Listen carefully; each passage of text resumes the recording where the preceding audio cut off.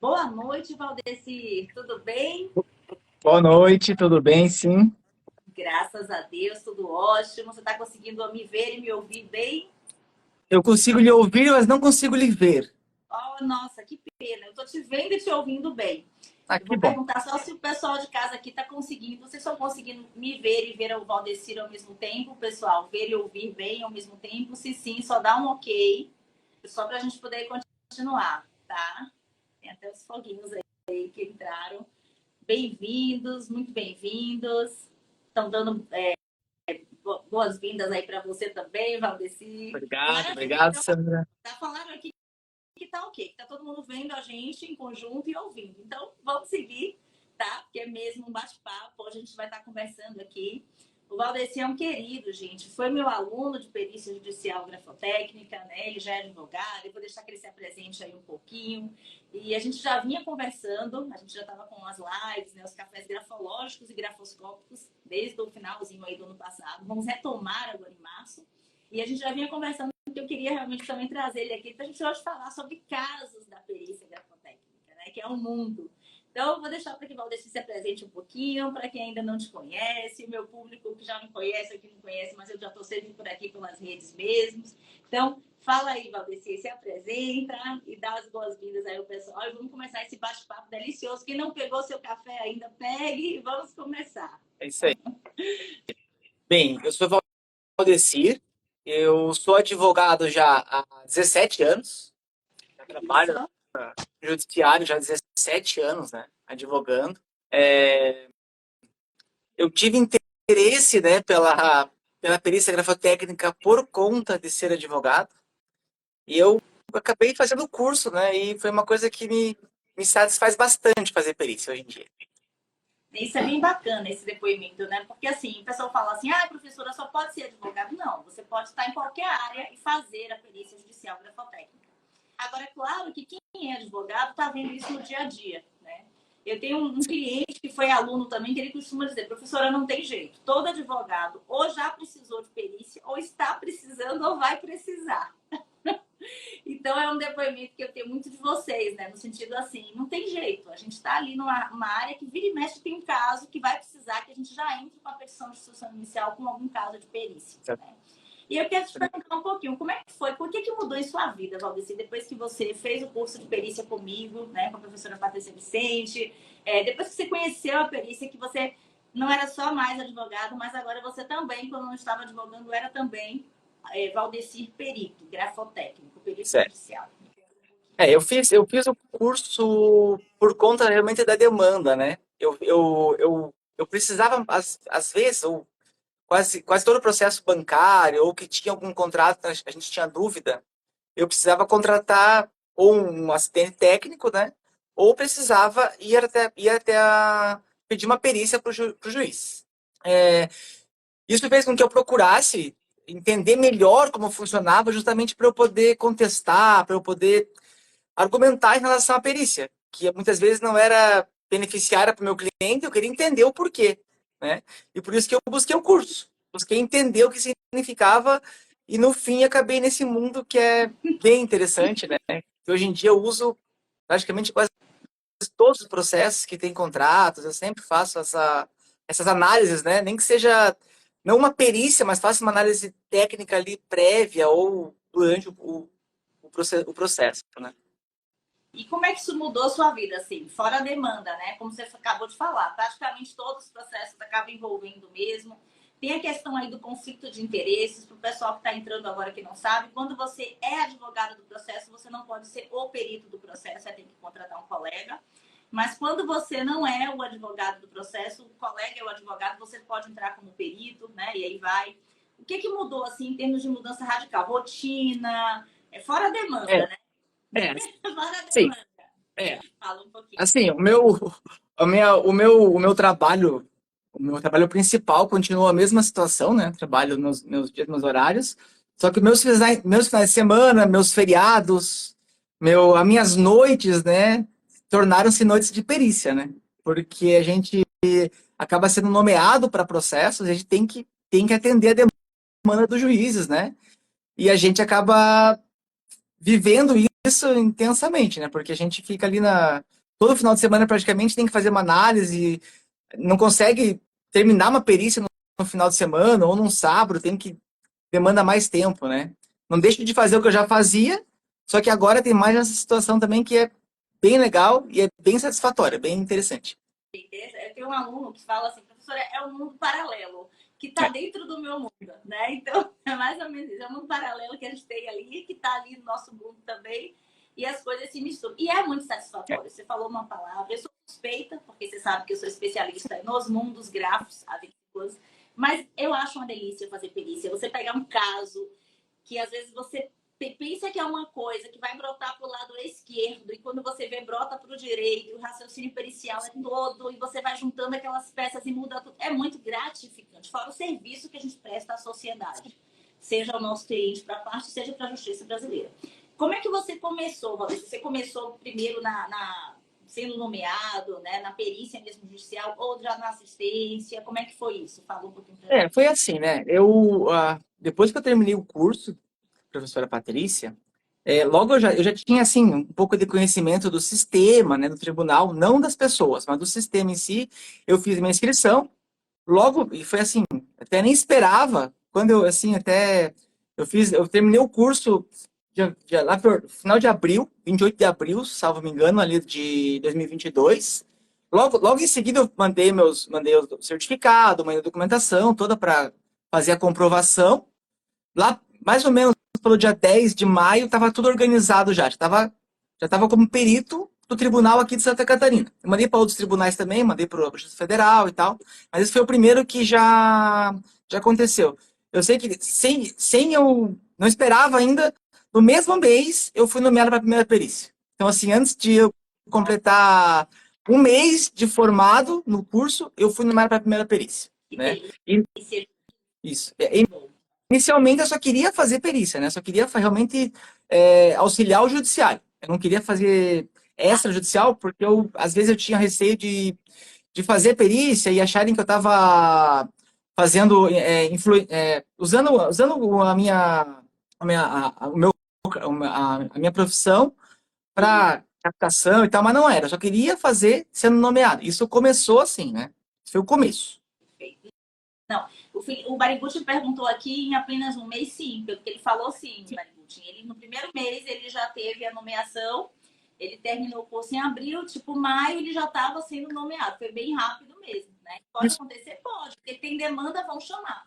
Tudo também, eu falo para os meus alunos, é o cadastro de vocês. Se vocês forem rápidos, quanto mais rápido vocês fizerem o cadastro, mais acessível vocês vão estar para a nomeação eletrônica. Isso é bem bacana. Então, mesmo na PJ, dizer assim, na perícia judicial mesmo, né? E como é que você chegou já a fazer quantas comarcas? Você tem alguma noção quantas perícias você já fez aí? Tem uma média, já fez as contas? Eu não vou, assim, saber quantas exatamente, porque a gente já tem... Gente não, né? Eu tô com uma demanda, assim, que já todo final de semana, praticamente, eu tenho que trabalhar um pouco nas perícias, né? Mas desde que eu fui nomeado no primeiro mês, tá? Eu nunca deixei de ser nomeado nem um mês, tá? Eu já tenho... Então, se é lá por maio de 2022, mais ou menos, eu tinha anotado, mas eu perdi a anotação. Maio de 2022, mais ou menos uma por mês, duas às vezes, média de uma ou duas por mês, assim, uma por mês é quase certo, né, a nomeação. E eu também, assim, ó, quando eu fui fazer as inscrições nas varas, nas comarcas, né, eu pesquisei aonde tinha mais situação de direito bancário, direito que tinha bastante contrato, né, porque não adianta você colocar, você se inscrever numa vara uma comarca que não tenha demanda de contratos, eu acredito que não vai ter nomeação, né? Geralmente várias bancárias, esse tipo de situação. Perfeito, muito bom. E depois você chegou a atuar também já na assistência técnica ou não? Como é que foi isso? Fala um pouquinho. Eu até no começo eu não queria atuar como assistente técnico, eu não queria fazer perícias para colegas, né? De princípio, mas o rumo levou a fazer, né? Porque quando os colegas, não só aqui de Santa Catarina, mas de outros estados, começaram a me conhecer, sabiam que eu era advogado e começaram a saber que eu era perito grafotécnico. Começaram a me contactar para perguntar se eu não poderia fazer análise grafotécnica nos processos deles, ou como assistente técnico, ou então também agora o que eu gosto de fazer, e, inclusive aplico nos meus próprios processos, fazer análise prévia dos contratos, né? Faço uma análise prévia das assinaturas para saber qual o rumo a tomar com aquele processo, né?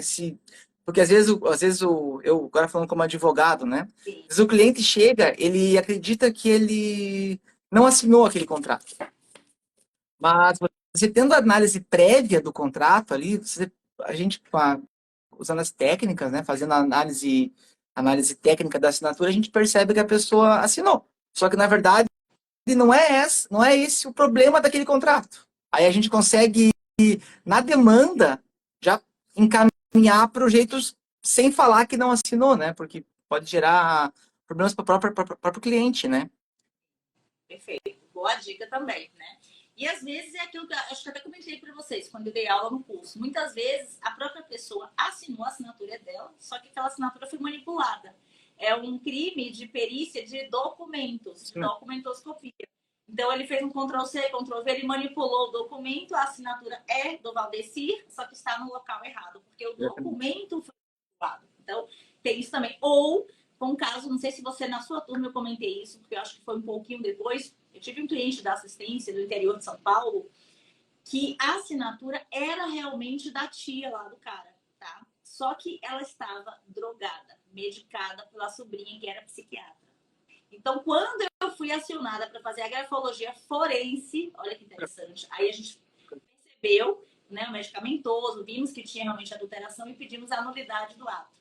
Então, às vezes, a assinatura grafotecnicamente vai até convergir, até vai ser da mesma pessoa, mas tem essas questões aí que mudam todo o curso. E é bom a gente estar atento a esses sinais. Me fala, já que a gente está nesse papo, me fala os casos mais esdrúxulos, ou engraçados, ou interessantes, assim, que você já se deparou. Eu posso contar aqui também alguns trilhões, mas hoje o convidado é você. E Sim. Queria que você compartilhasse aí um pouquinho com a gente. Eu falo dos casos como perito, né? Eu tive um caso muito interessante que era que foi, foi, foi dito pela parte que não tinha feito a assinatura, né, na petição inicial e tudo mais. Aí veio para eu, fui nomeado para fazer a perícia, só que de costume, né? De costume, 100% das vezes eu peço o contrato original para realmente fazer a análise adequada, né? Eu não faço perícia em documentos digitais e tal. Aí eu pedi para o banco. O banco me mandou o contrato. Eles sempre pedem, sempre mandam, né? Mandam ou para a vara lá, pro cartório, que a gente vai lá buscar no cartório, e aqui em Santa Catarina tem algumas comarcas, algumas varas, que mandam direto para nosso endereço. Nesse caso, o banco mandou para o meu endereço. Aí eu recebi numa segunda-feira. Aí eu não nem abri o documento, porque eu falei, vou deixar guardado, coloquei na pasta da perícia, que já tinha iniciado ali as primeiras petições e tudo mais. Aí no sábado, quando eu fui fazer a abertura do envelope, veio o contrato, mas do contrato veio uma cópia autenticada. Aí eu falei, tem alguma coisa errada, né? Eu pedi, informei o juiz, né? Olha, veio uma cópia autenticada e tal. Como é uma cópia autenticada agora de 10 dias atrás, então quer dizer que eles têm a original. Então eles têm. Aí eu pedi de novo. Eles falaram que se enganaram e tal, o banco falou que se enganou se enganou de ter mandado, a gente mandou errado, a gente ia ficar com a cópia original, a cópia autenticada e tal. Aí mandou de novo. Aí na segunda vez, eu peguei e quando chegou o envelope para mim, né, no meu endereço, eu abri de novo o envelope. Eu abri na hora dessa vez, né? De novo, mandaram uma cópia autenticada. E aí mais uma vez. Aí eu falei o seguinte, eu pedi pro juiz para que o banco encaminhasse a original para a vara, para o cartório da justiça, para não dizer que eu estava, não sei que ele podia alegar, né, que talvez eu estava fazendo alguma irregularidade. Aí o banco enviou para o cartório uma cópia autenticada. E assim, E sempre, uns 3 dias antes do envio, era feita a cópia autenticada, né? Aí, nessa terceira vez, aí eu falei pro juiz, olha, o banco não está enviando. Ele fala que tem, mas não está enviando. Aí até que o banco, numa certa altura, depois de 3, já passou 6 meses praticamente, eu já queria resolver logo. Aí o banco informou que ele não tinha, que no decorrer do período tinha perdido o contrato e não tinha mais o contrato. Eu falei. Só que as cópias autenticadas eram recentes, assim, né? Como é que ele Aí, claro, cópia que precisa do original para fazer a autenticação se ele não tinha um pois é, contrato? Olha a torpeira. pois é. Aí, daí o discorrer parte processual, né, o que aconteceu no processo, daí o advogado lá da parte que estava alegando a falsidade, que teve um andamento lá, né? Mas só informei para o juiz que, assim, olha, eu infelizmente não consigo fazer a perícia, porque os contratos são cópias, né? E o juiz ordenou que entregassem o original. Aí o que acontece? O juiz fez o pagamento normalmente para mim, porque eu já tinha feito coleta de assinaturas da, pessoa, da autora da ação, já tinha feito toda a movimentação, porque eu abranjo assim uns. Eu vou de carro fazer as coletas, né? 100 quilômetros, é longe. Aí o juiz me pagou, e aí eu sei que eu não cheguei a fazer realmente a análise porque não tinha o contrato. E o banco, aí o discorrer do processo, tá acontecendo ainda, né? O processo. Tá, Isso foi bem interessante. o contrato está parecendo cabeça de bacalhau. Ninguém nunca viu. Até hoje ninguém encontrou esse contrato. Tá ótimo. Né? Não existiu. Esse contrato nunca existiu, eu acho, né? Foi porque assim é complicado fazer a análise do documento. Esse documento, mesmo que o juiz ordenasse, que tem peritos até que fazem contratos digitais, né? Pelo menos alguns que eu já percebi. Só que nesse caso era meio impossível, né? Porque não dá para saber se foi montado, se não foi, porque eles não tinham mais, né? Eles mandaram, não tinham e foi, voltou. Então, assim, foi uma situação bem estranha, assim mesmo. Essa foi mesmo, bem tensa. Bem Tem tensa. algum outro caso bem esdrúxulo que você pegou assim, ou também tenso como esse, ou engraçado que você lembre assim também? Eu vou te É. contar uma que também é esdrúxula, mas pode falar. Eu tenho um outro bem interessante também, que esse daí eu fui contratado por um colega do Ceará. Aí ele me contratou para fazer análise nos contratos.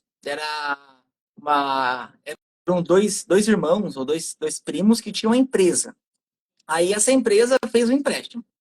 Aí eles alegavam que não tinham assinado esse contrato. Aí ele requeriu o contrato, ele tinha o contrato original, ele me mandou o contrato original, me mandou as assinaturas dos dois. Dos dois Foi irmãos. uma análise prévia, né? Prévia ao processo. Aí ele me mandou a assinatura dos dois e tal, conversei com o advogado, ele falou que os clientes dele falaram que não assinaram, que desconheciam qualquer assinatura naquele contrato e tudo mais. Aí na análise, eu identifiquei, né, que um tinha assinado e o outro não. É, e assim, ó, e a gente, pela, pela análise ali, eu percebi que um tinha assinado pelos dois. Ah, aí eu falei para o advogado, falei, olha, tá assim, né? Realmente essa parte aqui não assinou, realmente não assinou. Só que o outro assinou e pela identificação aqui, pela análise, ele assinou pelos dois, porque a assinatura, apesar de ter o desenho diferente, né? Que eu chamo de desenho sempre, é as mesmas.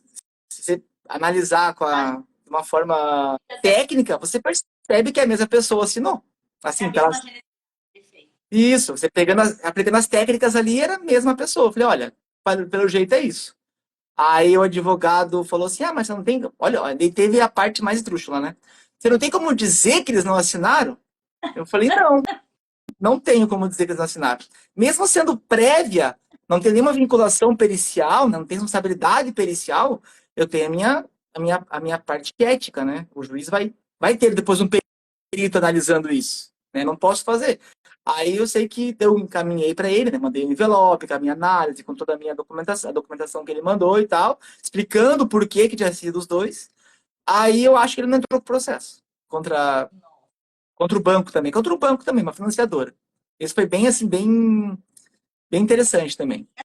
Essa coisa de cliente, né? quando a gente trabalha para assistência, tem os clientes que já chegam assim, Patrícia, eu quero que você faça, doutora, eu quero que você prove que eu. A minha resposta é sempre a mesma. Olha, cliente fulano, fulana, eu vou provar o que o laudo disser, tá? Então, se realmente não foi você, vai ser provado no laudo. Mas se foi, eu vou ter que dizer. Não posso dizer o que você quer, eu vou dizer o que o laudo diz, né? Então, assim, é interessante que a gente tem que pular as fogueiras mesmo, inclusive até para cliente mesmo, às vezes, porque tem essa, se a gente deixar essa indução, então a gente tem que manter ali muito forte a questão ética, né? A questão da nossa carreira, do certo, do que tem que ser feito, e não do que querem que sejam feito, né? Então, isso é uma questão também muito moral. E eu acho, Pode falar? perdão, eu acho que o nosso maior cliente como perito grafotécnico é o Tribunal de Justiça, Perfeito. ou o Tribunal Federal, ou a Justiça do Trabalho. Eles são o nosso maior cliente, né? A maior demanda que vem, pelo menos para mim, é através do juiz. Então, meu ponto de vista, né? Se você, mesmo sendo uma análise prévia, ou você fazendo uma assistência, fazendo junto com o perito mesmo do juiz, você pender para o lado, você perde credibilidade, né? O juiz vai dizer, opa, se aqui ele falou que não, então se eu nomear, quem sabe se ele não vai dizer não também, né? Fora, como eu te falei, o dever que a gente tem civil e moral. A gente está prestando um serviço à sociedade brasileira, a gente está atestando a verdade. Então, seja, né, inocentando um inocente ou acusando realmente um falsário. O que não pode é a gente fazer o contrário, né? Inocentar um falsário e acusar um inocente, esse seria o pior dos erros. Lembrando também, é bom a gente falar aqui, Valdeci, para quem não conhece ainda tanto do mundo da perícia, que o perito judicial ele responde civilmente e criminalmente. Sim. Ele laudo errado, tá? Errôneo, com má fé, ele fica não só afastado, como ele vai responder civilmente e criminalmente. Então, é uma responsabilidade muito grande. Por isso que eu não sei quem foi de vocês que me perguntou, professor, e se meu laudo der inconclusivo, coloca que está inconclusivo. Não vai pender para uma informação que você tem dúvidas para não dar erro, porque você está decidindo a vida de alguém. Exatamente. Isso é muito grave, muito importante. Essa parte desse dia é bem interessante, né? Porque agora, como eu já estou mais desde maio, né, fazendo perícias, então tem processos que já foram julgados assim. E eu fico curioso para saber, só por saber, né, para saber qual o desenrolar do processo, né, como é que ele está acontecendo, que a gente fica lá habilitado até o fim do processo, né? Porque a qualquer tempo o juiz pode pedir uma informação para a gente, né? Então a gente fica vinculado lá até o fim do processo. E assim a gente vê que o desenrolar do processo foi ocasionado pelo teu laudo, né? Que o juiz vai lá e teu laudo, a tua perícia, né? O juiz vai lá e faz a sentença dele em cima do que você escreveu no laudo, às vezes copia pedaços. Isso é bem interessante, né? Porque, como tu falou, você decide a vida da pessoa ali, às vezes, né? Um empréstimo de um valor absurdo que ela não fez, não pegou esse dinheiro, e o banco fala que pegou, isso decide a vida da pessoa, né? Pode mudar a vida da pessoa. Completamente. Então, a nossa função realmente é falar a verdade. E isso Exatamente. seja na justiça, eu acho que o teu caráter ético tem que ser o mesmo, porque você está a serviço mesmo, não tem jeito, né? É um bem maior.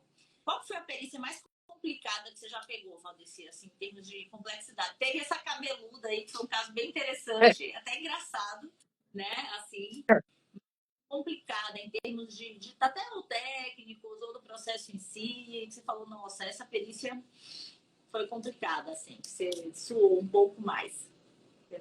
Assim, que complexo, né? Todas são. Eu acho que não tem perícia fácil de fazer, né? Todas têm que ter uma análise bem criteriosa também pelo poder decisório que esse laudo traz para o processo, né? Isso é uma situação assim. É, uma perícia que eu tive assim, não vou dizer que foi mais complexa que as outras, mas foi mais extensa, porque dentro de um processo, né? Uma remuneração foi feita assim com uns 15 contratos. E nesses 15 contratos, tinham pelo menos 3 assinaturas em cada contrato. Então, assim, era muita assinatura para analisar. E o pior é que... Pior não, né? E acontecia assim que a vista grossa de quem não tenha o olhar técnico, né? Ou não aplica a técnica ali correta para identificar, era tudo diferente. a pessoa, quem assinou era diferente, assim, as assinaturas, né? Ou se você entregasse para alguém que não sabia o que estava, não era um perito, não tinha a noção de estudado, né? A professora Patrícia sobre a perícia, aí não, era tudo diferente. E a conclusão foi que a pessoa tinha assinado mesmo, aqueles contratos lá, foi bem extenso. Eu até pedi mais tempo para o juiz para poder analisar todos de forma congruente, para explicar para o juiz o porquê que aquele desenho, que era um desenho, e aquele lá, que era uma assinatura, era da mesma pessoa. Assim, foi bem assim, bem... O laudo ficou muito complexo, assim, muito extenso, né? Para explicar ponto a ponto, por quê, o que não. Acho que foi assim, que eu mais demorei para fazer e mais complexa mesmo. Não tem jeito. Quanto mais objetos de perícia a gente tem, mais extenso ele vai ficar. Porque são mais análises, né? Mais raciocínios periciais, mais explanações, mais ilustrações. É tudo mais trabalho, não tem jeito. Então, uma coisa que eu falo também, até quando as pessoas perguntam de remuneração, gente, tudo depende. Alguém perguntou aqui, a remuneração depende da complexidade do caso. A remuneração depende da contemporaneidade do caso. A remuneração depende se o autor é vivo ou já é um decujus. Você vai colher as peças testes de uma forma fácil, de uma forma difícil, você vai ter que buscar em arquivos, né? Tudo, depende de tanta coisa, depende do valor da causa, depende da condição financeira da pessoa, depende de tantas coisas, depende se já vem com gratuidade da justiça ou não. Então, depende, é igual no direito. Quanto é que é o valor de uma causa? Depende. É igual na arquitetura. Qual o valor do orçamento do arquiteto? Depende. Ele vai ter que ver o terreno, a casa, se é nascente, se é poente, se é um terreno pantanoso ou não. Tudo depende. Mas, claro que a gente tem uma média em cima daquilo. Então, quando são muitos objetos de perícias, fica mais extenso, sim, e claro que tem que ser um valor maior também, porque é justo. O perito ele demandou maiores tempos de horas trabalhadas ali, em cima daquilo, para chegar à execução final, né? Não tem jeito. E teve algum caso, assim, Valdecir, mais engraçado, assim, que você... Esse dos irmãos eu achei engraçadinho. Eu tive um que eu, pelo menos, achei engraçado, né?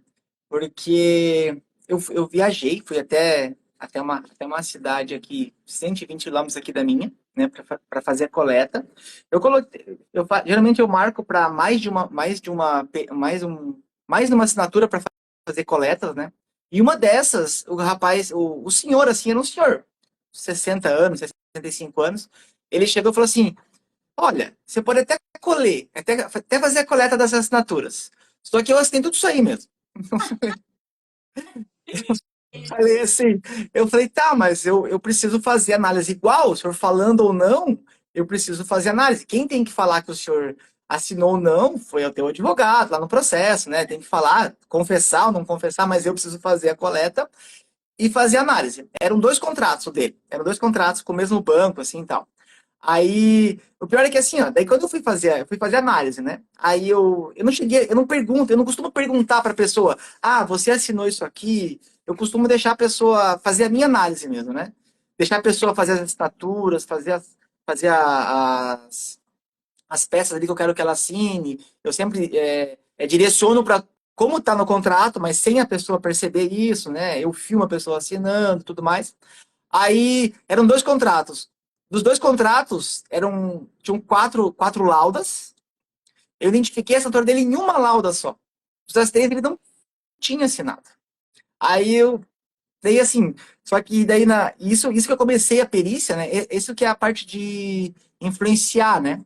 Porque eu comecei a perícia pensando assim, ele falou que quando eu comecei a fazer análise, né? Análise das peças. Eu falei assim, ele falou que assinou, então, assim, nossa, que bom, né? Já está quase pronta a minha análise.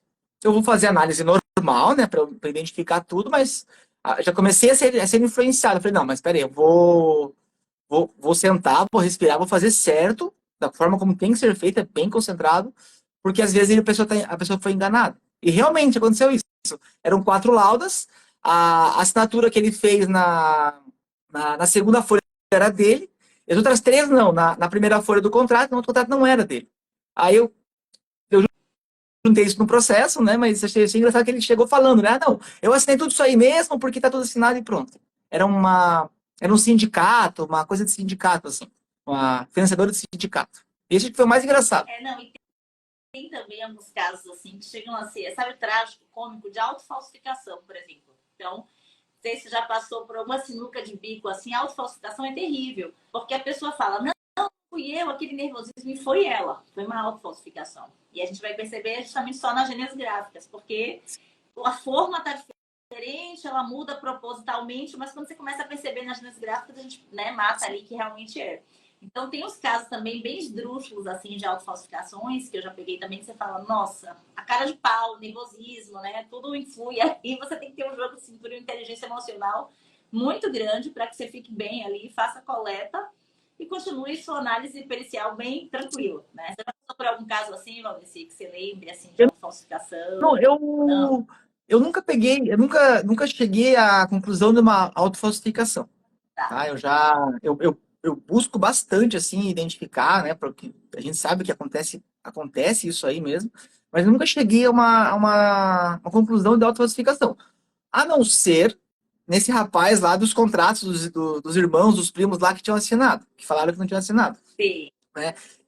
Não foi uma autofalsificação, mas ele dizia que não, sendo que tinha assinado mesmo, né? Até foi bem interessante. Pegando esse gancho, quais são os casos mais comuns que você costuma pegar, né? Você falou aí muito de banco, né? A gente tem bastante contrato. É, assim, ó, o que eu mais pego, assim, o que mais, assim, como perito, né? Não como assistente técnico. Assistente técnico muda um pouco a situação. Mas como perito, o que a gente mais pega é idoso Sim. com financiamento financeiro. Tá? Nossa. Não é banco, é financeira. Aquelas portinhas assim na rua, é assim, ó, isso é a demanda da perícia, isso é, olha, acho que 85% é esse tipo de situação. Tá? Idoso assinando financiamento na porta nas portinhas da cidade, assim, não nos bancos. Na AT e na assistência técnica, quais são os casos mais Na comuns que você assistência, costuma pegar? geralmente é situação realmente assim, ó, contrato empresarial, a pessoa, é porque assim, como a gente faz, como tenho feito mais assistência técnica prévia, né, que nem essa situação aí dos irmãos lá, a pessoa tem os contratos e o advogado quer saber, porque o cliente vai lá e fala para ele que não assinou, mas pode o advogado saber o rumo que ele vai tomar no processo, porque às vezes a pessoa assinou, mas estava ou drogada, ou de alguma outra forma que não tinha discernimento, ou o contrato foi calçado, alguma coisa assim. Então, análise prévia. Muitas situações assim de financiamento não, de contrato de compra de apartamento, contrato de locação, termo na parte da locação, às vezes a pessoa assina o contrato, aí existe a vistoria. Daí a vistoria não é a assinatura da pessoa. Isso aí acontece muitas vezes. Né? Porque assim, a pessoa vai lá e não faz a vistoria, ou faz, a pessoa sai, a pessoa quer cobrar uma situação que não existe, aí a vistoria está assinada. Essa vistoria não foi a pessoa que assinou. A gente identifica, né? Daí o advogado vai entrar com processo, ou já está no processo, vai dizer, olha, não é a assinatura da pessoa. Esse é na assistência técnica. Perfeito. De quesitações. Você já pegou alguma quesitação assim mais difícil, ou que você sentiu que apertou, ou não, foi tranquilo? Você Olha, já pegou também, né? que situação de banco é sempre eles querem que você responda sim ou não, né? É, ele assinou, sim ou não? O de banco geralmente é assim. Mas nunca tive assim, um quesito que eu hesitei de alguma forma em responder. Sempre já tinha. Como quando eu aprendi a fazer a perícia, a gente já faz uma perícia extensa, completa, cheia de informação, bem explicado já para não ter problema. Então, assim, geralmente eu faço os quesitos depois, né? Eu vou lá e faço a perícia todinha, faço tudo que eu tenho que fazer. Aí no final eu coloco os quesitos. Eu vou respondendo os quesitos. Normalmente a resposta já está na própria análise que eu fiz anteriormente, né? Então, assim, nunca tive nada específico, assim, nada muito complexo, até agora. E. Perfeito. Vai aparecer ainda, calma. Não é, imagino que vá. Deixa É, eu... o que nunca tive me acompanhando ainda, que até eu gostaria para ter essa experiência, é um assistente técnico. Nunca um assistente técnico auxiliou na perícia, para fazer a perícia. Ou estava junto comigo ali, nunca, nenhuma vez aconteceu. Nem os bancos, nem as partes, nunca teve um assistente. Não sei se não é comum, mas pelo menos para mim não aconteceu ainda. acontecer. Tem várias dinâmicas ainda nesses processos, né? Eu costumo dizer assim, que os casos que chegam para mim são bem cabeludos. É quando já tem mais jeito, aí vem para mim, vamos lá, já passou por um perito, 2, 3, eu digo, vamos, a gente vai, resolve, e aí Sim. vai. Deixa eu te falar uma coisa. Então, de certa forma, né, eu fui acompanhando aí, você foi meu aluno, você se formou, você já falou o que mudou aí na sua vida, não só profissionalmente, em termos de demandas, mas eu vejo uma satisfação, um brilho nos seus olhos também, quando você fala de perícia. Você entende agora o que eu falei para vocês no curso, né? Que vocês iam se apaixonar também por esse mundo gráfico. E aí eu te pergunto, eu posso dizer, então, que você se encantou, você se apaixonou, de certa forma, pela perícia grafotécnica? Sim, sim. Sim, É uma, foi. é uma área assim que eu não esperava para minha vida, uma situação assim que eu não, assim, nunca imaginei que eu fosse entender de perícia, fazer perícia, ou ser perito, né? Tanto que eu já utilizava os serviços sem ter noção do que se tratava. Mas a curiosidade me fez entrar nesse mundo e realmente me apaixonei. É uma situação assim que, como eu falei, assim, a satisfação de você ver que um processo foi solucionado, né, de uma forma correta pelo teu trabalho, isso é bem, assim, é bem satisfatório, assim, é uma coisa que te encanta mesmo, assim. Eu gosto de fazer perícia, é uma coisa assim que tenho prazer mesmo. Sou suspeita porque eu amo fazer perícia, amo ensinar vocês. E aproveitando aquela história, né, do Cândido Portinari, o que é bom não dura pouco, dura o tempo necessário para se tornar inesquecível. A nossa live, o nosso café grafoscópico é só 40 minutinhos. A gente, infelizmente, já está finalizando. Você vê que passa rápido aqui, que a gente vai no bate-papo.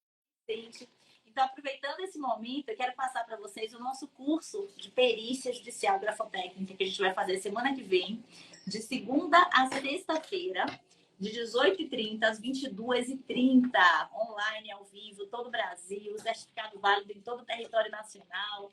E assim, gente, é um prazer muito grande formar peritos, como o Valdecir, como tantos outros que eu tenho, que aqui entraram também. Passou muito rápido, né, Sandra? Mas é sempre assim. Sibeli falando, é gratificante mesmo, com certeza, gente. Meus alunos que fazem perícia, eles gostam, eles amam, tá? Então, assim, não é conversa para boi dormir. Eu já chamei aqui várias pessoas, vou continuar chamando outros alunos também para os nossos cafés grafoscópicos.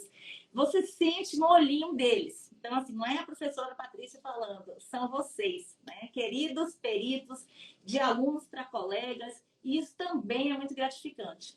Deixa o coração da gente assim muito quentinho, porque a gente vê que a gente também está na nossa missão, não só de servir, né, de estar a serviço, mas de estar formando profissionais assim incríveis, como o Valdecir, como tantos outros aqui que passaram e que vão passar. Então, venham, querem saber mais, mandem um oi para a gente aqui no direct do @suescrita. Valdecir, querida, a gente sempre se falando aqui no direct, no Instagram. Gratidão muito grande. Obrigada por compartilhar essas histórias fantásticas.